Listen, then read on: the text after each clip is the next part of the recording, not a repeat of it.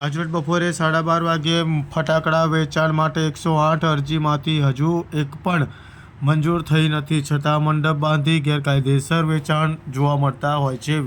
દિવાળીના તહેવારોમાં હવે માત્ર 5 દિવસ જ બાકી છે. બીજી બાજુ મહેસાણા શહેરમાં એક પણ સ્થળે હજુ ફટાકડાના વેચાણ માટે પરવાનગી અપાઈ નથી.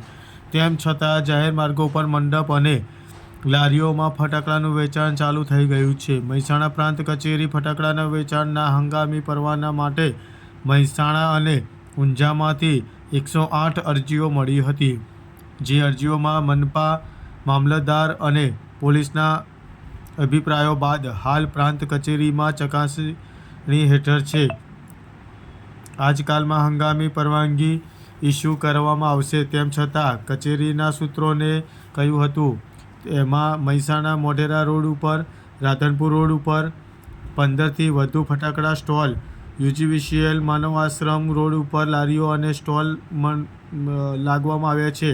માનવ આશ્રમ ચિરાગ પ્લાઝા સામે વીજ લાઇન નીચે પાર્લર સાઇડ લારીમાં ફટાકડાનો સ્ટોલ કરવામાં આવ્યો છે. ઘણી જગ્યાએ માત્ર મંડપ બાંધીને અંદર ખીચોખીચ ફટાકડાનો જથ્થો ભરવામાં આવ્યો છે. કેટલીક જગ્યાએ પતરાના શેડ પણ જોવા મળ્યા હતા.